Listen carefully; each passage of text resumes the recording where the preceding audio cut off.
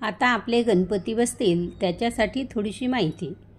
देवतेची मूर्ती ही जितकी त्या देवतेच्या मूळ स्वरूपाशी जुळणारी असेल तितके तिच्यामध्ये त्या देवत्वाचे तत्व अधिक उत्कृष्ट होते। देवतेचे तत्व मूर्तीमध्ये जितके अधिक तितका पूजकामध्ये भक्तिभाव लवकर जागृत होण्यास सहाय्य होते। गणेशातील तांबड्या फुलाचे महत्त्व व दुर्वा वाहण्याची पद्धत। तांबडे फूल वाहणे ही गणपतीचा वर्ण तांबडा आहे।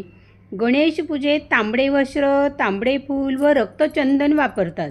त्याच्या तांबड्या रंगामुळे श्री गणपतीची पवित्रके मूर्तीकडे जास्त प्रमाणात आकृष्ट होतात। दुर्वा वाहण्याची पद्धत। दुर्वा नेहमी विषम संख्येने वाहाव्यात। दुर्वांची पातीसुद्धा विषम संख्येची असावीत। मुखमंडल सोडून पूर्ण मूर्ती कोवळ्या दुर्वांनी मडवावी। गणेशाच्या उपासनेच्या अंतर्गत करावयाच्या कृती। श्री गणेशाला गंध कोणत्या बोटाने लावावे? अनामिकेने। फुले कशा प्रकारे वाहावीत? फुलांचे देठ देवाकडे करून। उदबत्त्यांची संख्या किती असावी? 2। गणेशाला प्रदक्षिणा किती घालाव्या? 8 किंवा 8च्या पटीत। गणेशाची उपासना भावपूर्ण करता यावी यासाठी श्री गणेश पूजकांशी संबंधित माहिती। भक्तांनी धर्माचरण करून श्री गणेशाची कृपा संपादन करावी। शास्त्रानुसार गणेश मूर्ती शाडूल माती वा चिकण माती यापासून बनवलेली असावी।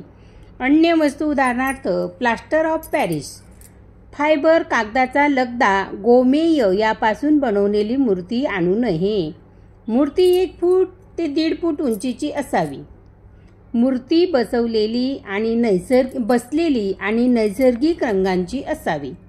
याप्रमाणे गणेश चतुर्थी ते अनंत चतुर्थी या काळात पृथ्वीवर गणेशतत्व नेहमी 1,000 पटीने अधिक कार्यरत असते।